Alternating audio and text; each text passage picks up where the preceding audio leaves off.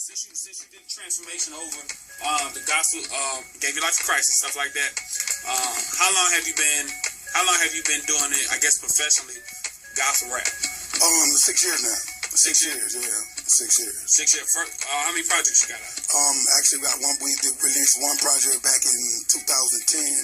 It was the Born to Lead project, our first album as a label and as an artist, High Power Entertainment.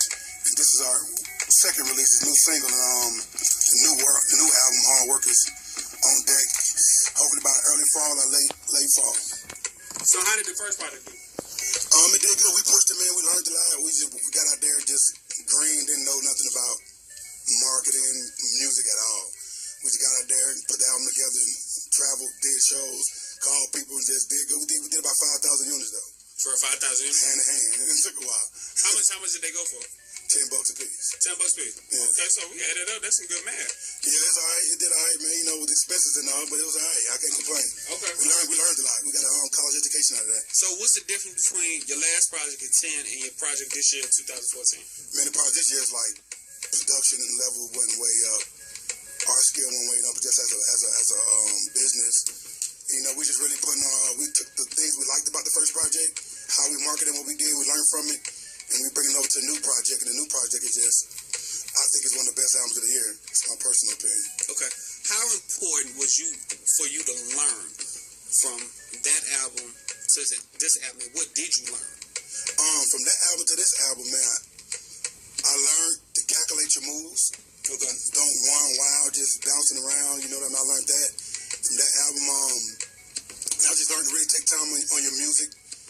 Take time in your production. It's hard as an independent artist because you go in the studio producer, they really don't believe in you, so they're not really trying to get the best song or the best thing out. So you as an artist got to take that initiative, like, no, that ain't good enough.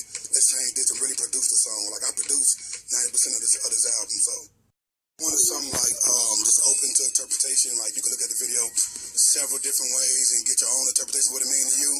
And I didn't want the stereotype. If you heard the song without seeing the video, you almost can imagine what kind of video it's gonna be. Okay. So I could have did the easy stereotypical thing. Went on my block where I'm from, got my homeboy, stood up by a car and rap. I didn't want that. So, but shout out to ECG Productions and Jason Sarity, man. Okay. Satima asks, if you are married, how do you balance marriage and your music ministry? I'm super unbalanced right now because hard work, that's really all I know how to do, man. All I know how to do is work. That's my gift. I can work 80, 90 hours a week. But, you know, we have through the years try to, we've been together almost 10 years. I try to make time. I try to make a day for each one of my kids individually, also as a family and for my wife. Try to do something every few months, every couple months. It's hard, though. It's never ending battle. Nicole Hayes said, gospel rap is not popular. How do you know if your music is going to make it to the top? It depends what you mean by to the top. It's popular. Some people are popular. I think it is popular. I think it is very popular right now. But you got to believe what you got. You got to believe that you got something different, something unique, a whole different vibe that people can vibe with you. Just put it out there, let it speak for itself. Trey Kasuma, he's a DJ out of the Caribbean. He said, how can he get your music? Hey, man, hit me up, man. Hit my email up, sonofthunder1880@yahoo.com. That's SONOFTHUNDER1880@yahoo.com. Just link up with me, man. I'm ready to work. Mark Yomacon said, keep the good work up. Ryan Dawson said, keep the good work up. Appreciate it. AJ Wood said, he's not a big fan. Chris Cox said, keep the good work up. New Purpose said, keep the good work up. Cool. So, okay. So now, you've been saved for how long? Man, 8 years. 8 years. Been gospel rap for 6. Yeah. Okay. When was the turning point for you saying, okay, this is what I'm supposed to be doing? Actually, my pastor told me way back in 2000. It just, when I listened to it, I'm like, this is not what I want. And I grew up on 8 Ball, MJG. I grew up with a certain vibe. I'm like, I listened to it, I'm like, that's really not what I want to do. That's not, first of all, I didn't even know it exists. I'm like, gospel rap? Like, that don't even make sense, like gospel rap. And I grew up in the church, so to speak. I didn't know it existed, and I didn't really want to do it. It took a minute. It took about good 17 years. God really just beat me down, like, okay, you're doing this. Okay. And I gave in. When has been, as a gospel rapper, I think as an entertainer, in general, we all have had the dark moments saying this might not work. Where you been at with your dark moments? Man, they come every couple months. So yours come more. What is it? You know, it's just, man, when you put in 110% and it seems like you get none out of it, your human nature tell like, man, I'm putting in all this work. And me, I work. I don't know, people say that, they really don't do it. We grind. We spend our own money, our own time, our own gas. We go anywhere for free. Been all over the country. You do everything you can do from your position. You know, seem like God, like, it's not really so if it's going to work. Like, God, you really with me? Yeah. You really want me to do this? Because I can do something else. You don't want me to do this. So you have those moments here and there, but you know, you press over that and you keep going. Financially, has it been a burden? It's definitely been a burden, man, because really when God called me to full-time ministry around, it's been about almost 4 years ago now, I left a very high-paying job, right in the six figures. And when God called me the first 2 weeks, and I've never been late for a day of work in my life, and I didn't heed the call. I'm like, well, I'm tripping. I ain't leaving my job. I got a family. We just bought a house. I got a condo. Got this and that. No. And all of a sudden after that, man, I couldn't wake up on time for it in the world. I was late every day for 2 weeks. And then it finally got to me, and I felt so heavy, so burdened at work that I couldn't really do any work, man. I was just like, you know me, I love to work. You know, work is my rest. And when I got back for 2 weeks, after the Lord called me again, and I got up, I went to my laptop, emailed my resignation in, and I've been full-time ministry, so it's definitely been a burden. We went from a 3,000 square foot house to a 600 square foot apartment, so from 3 cars to barely having one that's barely running, and just scraping and scrapping, man. Just scraping by, man. So, as your wife, how does your wife feel about it? Man, they probably took her adjusted, I'm pretty sure, because she's human, but she ride with me, man. She all the way in with me. She's a big help. I just told her yesterday, I was just thinking of yesterday, she's been a true blessing and a real help, not just cliche. Because she know me, I'm the type of person, you don't deserve no credit. I'm Elder John, I'm finna give it to you. I'm gonna tell you what it is. Yeah. But she been a big help, man. She's sticking in there with me. It's been rough, though. Has it been a point lately in your career where you saying, I might need to go back and get a job?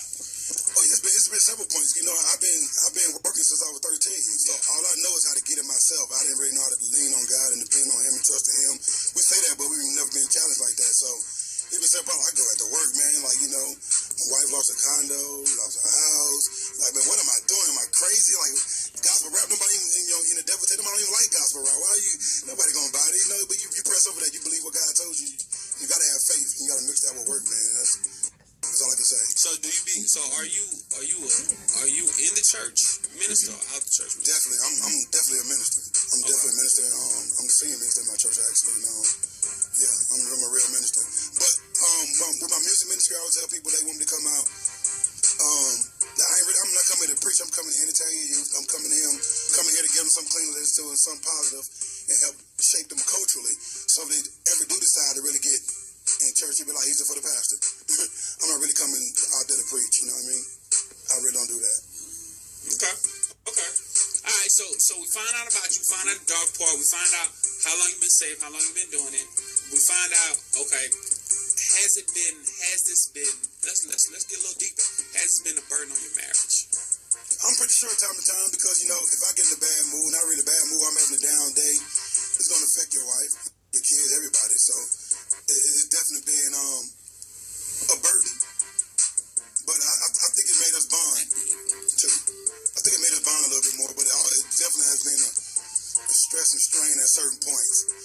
So I'm gone, you got no money, you used to having money, and you ain't got nothing, so it's definitely been a burden. But we're making it, man. Okay. She believe in me. So this single, when did the single come out? It actually just came out December 18th. Okay, how's it been doing? It's been doing all right, man. I can't complain. It's been getting out. The response I've been getting been good. So y'all been in the streets selling this? Actually, I've been in the streets handing out free copies on the west side of Atlanta, Martin Luther King, till they made me move out the corner. We gave away like 2,500 copies, just giving them away. Just get the music out there. We're trying to give out more. We're trying to give out 10,000. So if you want some, hit me up. We'll give you free copies of the single. So when does it come to a point where it's okay? I gotta stop getting free. I gotta get some turnaround. That's coming real soon. As soon as the album drop. The first album we gave some away. We probably sold about 75% of them, but we gave a lot away. And we kind of broke even.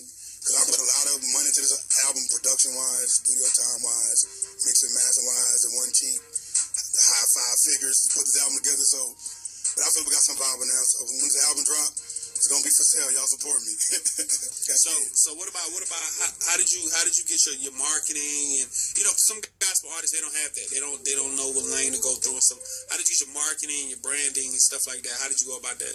We went about that, man. Like the first album we didn't know. Like I said, we just went out there and just went. But this album we kind of sit back and calculated. Matter of fact, we just built out our marketing office in the last year before I got sick, and so we got the people up there. We go just social media. Yeah. And then a lot of people don't do the street marketing. We hit the pavement, give out free copy, let people know I'm here. Let people know I'm from your community. I'm from here. Yeah. I grew around the corner. You know that. So you told me earlier that you got sick, and you were sick for about 3 months. Yeah, so man. How did that affect the household, the ministry, and just all around? Definitely. I was really pretty much bedridden for the better part of 3 months, and I went to every doctor. I went to my primary care. I went to everywhere. Nobody could tell me what's wrong with me, and I lost like 50 pounds. I was 240. By the time I was through, I was 190. Ooh. And still, I went to the neurologist. Still like, you under 50. We do this test and it ain't showing anything. But at the end of the day, it told me I had some kind of psychotic nerve reaction that comes when you're under stress, which I didn't think I was under that much stress. But I prayed and believed God, man. My pastor come by the house and pray for me, and I just believed, man. I got better and better and better. And now I'm all the way back to health. I'm back out there grinding. So you back out here grinding? Yeah. Okay. So we got sick. We done been to the dog place. We done quit our job. Our marriage got a little shaky, but we've been going strong with the marriage. Wife been coming through in the clutch. You've been spending time with the kids. You got the tight video out and stuff like that. So where do we go next? Get the album done. Hopefully, drop another video for my next single, Family Ties, aka King and Priest, and drop the album and hit the pavement. Trying to get on the tour. Anybody book me for a show, I come anywhere. I'll fly anywhere. We go anywhere. No charge. Just get me there. We ready to grind. So you said How you going to doing the tour, like the tour that you got coming? Well, we've been real heavy affiliated with Victory Outreach Center here in Atlanta, and I know the guy who did the first tour to Victory Outreach, and another guy who did the most successful tour in Victory Outreach. So we're trying to connect up with them, just trying to get us out there consistently and get in front of people and let them know the music there. So we're trying to hook that up. We're in talks now with them, trying to get them to get on board with us and support this, because when it blows, I don't want to hear you then. Just support now while it's time. Okay. Before the feet too high. Okay, cool. All right, John, hold on. I think I know. Okay, cool. So, let's work with your music again. Let's do that again. Let's go ahead. Let's let the people hear. How can this single, where they find it at? My single, go to iTunes, type in Elder Jones, Hard Work, she'll pop up. Buy it, support me. You know what? Dr. Price Radio. It's your boy DJ OV. You must be hungry already. I tell you, man, I'm gonna get one of these people say DJ OG sound like I promise you. They gonna say that one time. All right, so we got Elder Jones in the building. Hard Work. Yeah. It's on iTunes, all your digital distributors right now. Pick it up. Support it. It's a movement. HPE, High Power Entertainment. Definitely is a movement, man. Stuff like that. So definitely call up to the show. 678-532-7865, man. We got him in the building. Any questions? Facebook, people asking questions and stuff like that. And we made a connection between Elder Jones and one of the artists that was here yesterday. So definitely, hopefully, you'll see a collab will come from that. We're premiered twice on the Kingdom Ground Morning Show. Hard Work. So before you get out of here, Mr. Elder Jones, social media, let's run that down. Go ahead. Your social media and all that good stuff. Yeah. Look up me on Facebook, Elder Jones, HPE, Facebook group, HPE, High Power Entertainment, the company. Get at me on Twitter, at Elder Jones 2010, Reverb Nation, Elder Jones. Hit me up, man. Or you email me, HPE, the company, at gmail.com.